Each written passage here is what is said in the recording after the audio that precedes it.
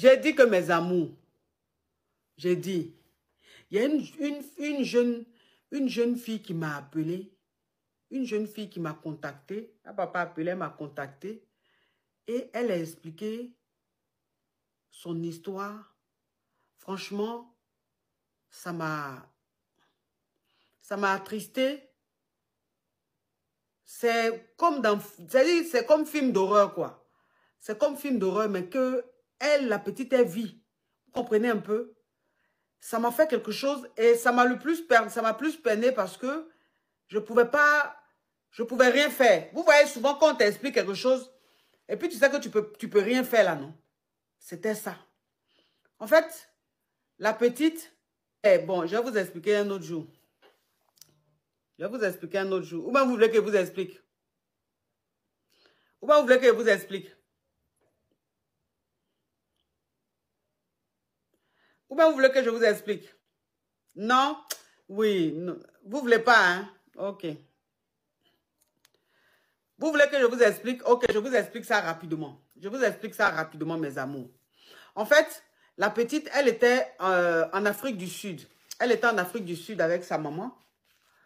Et je crois qu'elle n'a pas connu son père. C'est-à-dire la petite, sa maman est tombée enceinte. Bon, peut-être que le père n'a pas reconnu la grossesse. Donc la maman, c'est une Congolaise. Elle est partie en Afrique du Sud. Elle allait s'installer en Afrique du Sud. Voilà. Mais elle... Ah non, non, non. Qu'est-ce que c'est? Non. C'est-à-dire que sa maman est allée en Afrique du Sud. Elle allait se chercher en Afrique du Sud. Et arrivée là-bas, je crois qu'elle a connu un mec elle est tombée enceinte de ce mec-là. Je pense que le mec n'a pas reconnu la fille, la grossesse. Mais elle est restée, elle a gardé, elle est restée avec l'enfant. La petite est née et la petite a grandi un peu. La petite, je crois, avait genre 7, 8 ans ou 9 ans comme ça. Et sa maman est tombée malade. Donc quand sa maman est tombée malade, ils sont allés à l'hôpital et tout, on ne voyait rien. Du coup, elle est rentrée au Congo pour se soigner traditionnellement et tout ça. Elle rentre avec sa fille. Arrivée là-bas, la maman ja. Elle ja. Donc quand elle ja, la petite est encore jeune. Hein? Donc quand elle ja, la petite, rapidement, on dépose la petite chez sa mamie, c'est-à-dire chez sa grand-mère. Et là-bas, malheureusement, sa grand-mère était très, très, très méchante avec elle parce qu'elle la dabassait. C'est-à-dire qu'elle dabassait la petite. Elle, souvent même, versait de l'eau chaude sur la petite. Vraiment, c'est très triste, quoi. Vous comprenez? Donc, sa grand-mère la maltraitait. En général, quand un enfant reste chez sa grand-mère, l'enfant est tellement choyé, l'enfant est tellement dorloté et tout, parce que les mamies, elles dorlotent toujours leurs petits-enfants et tout. Sauf que elle, sa grand-mère était très méchante. Donc, sa grand-mère la battait, sa grand-mère la maltraitait et tout ça. Et c'est comme ça, elle a fui ou je ne sais quoi, tellement que sa grand-soeur la maltraitait. Et elle allait chez son oncle. Son oncle, c'est-à-dire le frère à sa maman. Donc, quand elle va chez le frère à sa maman, qui est son oncle, son oncle très rapidement, là, elle avait, je crois, 12, 13 ans comme ça. Elle avait 12, 13, 14 ans. Donc, elle va chez son oncle. Son oncle, très rapidement, il commence à griller la petite. Et quand je vous parle en code, hein, donc quand je dis griller, c'est comme, elle n'était pas consentante, mais je vous parle en code pour ne pas que vous connaissiez tonton TikTok. Donc, le tonton commence à griller la petite. Elle avait 12, 13 ou 14 ans, un truc comme ça. Donc, il graissait la petite, mais il la graissait où? Il ne la graissait pas là. Il la graissait l'autre côté. L'autre côté, c'est là-bas seulement il graissait la petite fille. Donc, la petite fille, elle était de plus en plus malade, de plus en plus malheureuse et tout ça. Et voilà comment la petite, elle allait dans une association ou bien elle allait voir des gens pour dire qu'elle est chez son oncle, que son oncle la graisse de l'autre côté là-bas depuis des années et elle en souffre, elle est malade et tout. Voilà comment on arrache la petite fille là à son oncle et la petite fille reste genre dans un foyer ou bien un orphelinat ou une association. Vous comprenez? Et dans cette association-là, les parents, des gens, des adultes pouvaient aller adopter des enfants. Voilà comment la petite, à ses 15, 16 ans ou 17 ans, une dame vient l'adopter. Vous comprenez? Donc, la dame vient l'adopter. Elle est très contente. Au moins, elle quitte le foyer où je ne sais où là. Elle va au moins chez une femme et tout. Mais une femme qui est mariée. La femme l'adopte. Donc, quand la femme l'adopte, elle va rester chez la femme. Et elle dit, elle arrive chez la femme. Très rapidement, 6 mois après, la femme commence à vouloir qu'elle agrée. La femme commence à vouloir agréer avec la petite. Elle commence à faire des choses avec la petite et tout. Donc, la petite, elle ne comprenait pas pourquoi sa maman, puisque la femme l'a reconnue, ça veut dire que c'est sa maman. Donc, la petite ne comprenait pas pourquoi sa maman faisait ça. Et elle a commencé. Après, c'est devenu une habitude. Donc, elle et sa maman, sa mère adoptive, ont commencé à agréer ensemble. Vous comprenez? Sa mère adoptive et elle ont commencé à agréer ensemble. Alors, ce n'était pas, elle ne voulait pas, mais je vous parle en code. C'est-à-dire qu'elle a forcé à agréer avec elle. Et c'est comme ça, elle a commencé à agréer avec sa mère adoptive, très régulièrement. Elle dit, tous les 2 jours, elle graissait avec sa mère adoptive.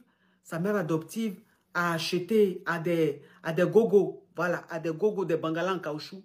Elle a ça chez elle là-bas, tout. Donc, quand le monsieur n'est pas là, quand le mari de la dame n'est pas là, comme le mari il est très souvent absent, tous les 2 jours, elle dit, en tout cas, c'est très régulier. Elle et sa mère adoptive graient ensemble. Donc, sa mère adoptive lui dit de la lélé, de la tante. Donc, c'était tous les jours. Mais elle ne pouvait pas fuir parce qu'elle ne voulait plus retourner dans le foyer dans lequel, l'orphelinat dans lequel où elle était là. Elle ne pouvait plus retourner là-bas. Elle ne pouvait pas aller aussi dans sa famille puisque sa mamie est très méchante. Son oncle aussi avec tout ce qu'il lui a fait. Donc, elle ne voulait pas. Donc, elle est quand même restée avec sa mère adoptive. Mais sa mère adoptive et elle graissaient tous les jours.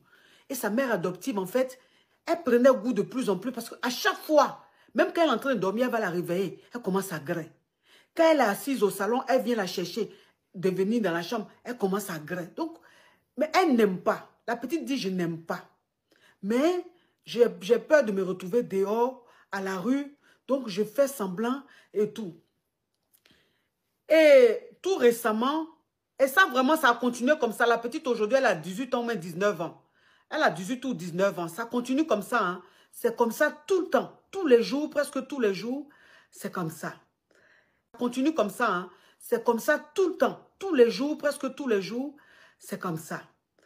Et la dernière fois, elle et sa mère adoptive étaient en train de griller.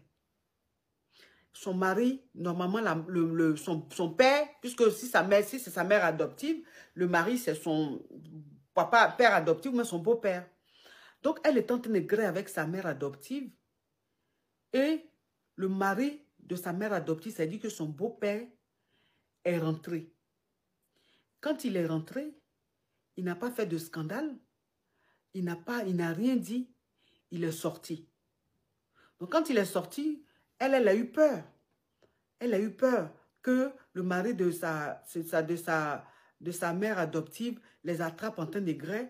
Elle a eu peur et sa mère adoptive lui a dit, t'inquiète pas, reste tranquille, t'inquiète pas, il n'aura rien.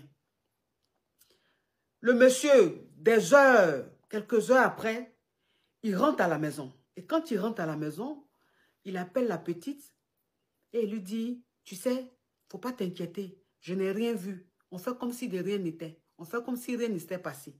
Tu as compris? Il ne faut pas t'inquiéter, il n'y a rien.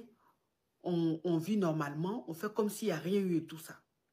Donc, elle me dit, mais est-ce que c'est normal que le mari de ma mère adoptive nous voit en train de griller? Il ne fait rien, il sort, il rentre des heures après et il me dit, c'est rien, on fait comme si on n'a rien vu. Donc, la petite, elle est au Congo là-bas, elle est dans ça, elle continue de griller avec sa mère adoptive. Elle continue de griller avec sa mère adoptive. Son beau-père, son papa ou même son beau-père est là. Et donc, ça veut dire que la petite, elle est dans une peur, elle est dans un traumatisme et elle ne peut pas se retrouver dehors. Elle est chez sa mère adoptive là. Tous les 2 jours, sa mère adoptive, elle graisse. Tous les 2 jours, sa mère adoptive, elle graisse. Le mari de la femme est là. Il ne se plaint pas. Il ne dit rien. Elle est là comme ça. Donc, elle dit, elle veut retourner en Afrique du Sud. Parce que c'est là-bas qu'elle est née.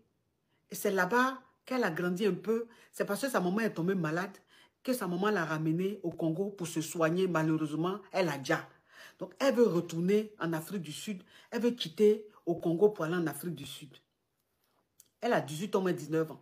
Je lui ai demandé, tu vas à l'école? Elle dit non. Je ne vais plus à l'école. J'ai dit, donc tu fais quoi? Elle dit, je suis là comme ça. Je suis ma mère adoptive. C'est-à-dire que ça m'a tellement... C'est-à-dire, la voix même de la petite fille, elle a une voix tremblante. Vous voyez, quand un enfant, quand quelqu'un est traumatisé, est dans la peur, et puis il n'a pas le choix, il vit dans la peur en permanence là. C'est comme ça la voix de la petite fille, elle tremblait comme ça. Sa voix tremblait comme ça. J'ai dit, hé! J'ai dit, hé! À quel moment tu vas adopter enfant? Et puis tu commences à gré avec. Donc tu allais adopter la petite fille là, c'était pour la gré. Ou bien c'était pour lui faire du bien. Donc, et son mari sait que sa femme gré avec la petite, il ne dit rien. Donc ça veut dire que c'est un couple qui sont dans leur giga de vices, de trucs bizarres. Et puis ils sont dedans. Je vous jure. Je sais que ça m'a tellement touché. Elle voulait même monter sur le live. Elle voulait appeler. Elle dit que je vais appeler pour raconter mon histoire. Je souffre. Je suis malheureuse. Je vais aller en Afrique du Sud. Je ne sais pas comment faire. J'ai dit, ah, je ne peux pas te prendre sur mon live. Parce qu'aujourd'hui, la TikTok est devenue compliquée. Tu vas monter sur le live. Là, quand tu as commencé à expliquer, la TikTok va m'envoyer garant. Mon live sera bloqué. Ou bien mon TikTok sera bloqué pour quelques jours. Donc, je ne peux pas. Je ne peux pas te faire monter. Sinon, elle voulait monter même sur le live pour expliquer sa mésaventure. J'ai dit, hé, le monde fait peur. J'ai dit, mais le monde fait peur. Donc, ça veut dire que quand il y a des gens qui s'élèvent, qui vont adopter des enfants là, on ne mène pas d'enquête, ouais. On n'essaie pas de voir qui sont ces familles-là. On n'essaie pas de voir qui sont ces gens-là. On s'est dit qu'on leur donne comme ça les dénis. Moi, je ne comprends pas. Parce que quelqu'un comme ça, là, une femme comme ça, là, elle-même, là, elle ne doit pas adopter. Une femme comme ça, elle ne doit pas adopter. Donc, dans quel coup, elle, on lui a donné enfant pour aller adopter? C'est-à-dire qu'elle et son mari sont chez eux. Ils sont dans leur mouvement de trucs. Et comme ils ne peuvent pas aller prendre enfant des gens ou des jeunes, ils préfèrent adopter. Puis l'enfant là est là et puis ils font ce qu'ils veulent. Je vous dis mes amis. Donc j'ai voulu vous expliquer ça. Depuis là, je voulais vous expliquer, hein, mais j'arrivais pas. C'est tellement que c'est triste, tellement que c'est bizarre. Donc quand je vais expliquer, je dis non, je laisse. Quand je vais expliquer, je dis non, je laisse. C'est trop bizarre. Mais aujourd'hui là, j'ai voulu vous expliquer. Et puis, dire à la petite, si elle me suit, vraiment courage à elle. Courage à elle.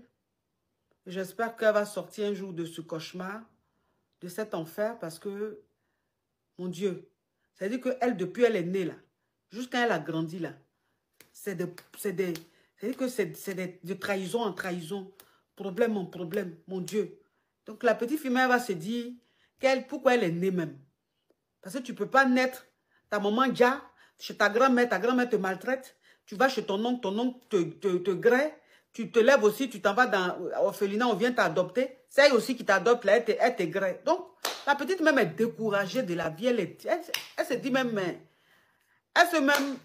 pourquoi même elle est née quoi? Pourquoi elle est née? Mes amours, c'est bon, je vous laisse. Je vous laisse mes amours. Oui.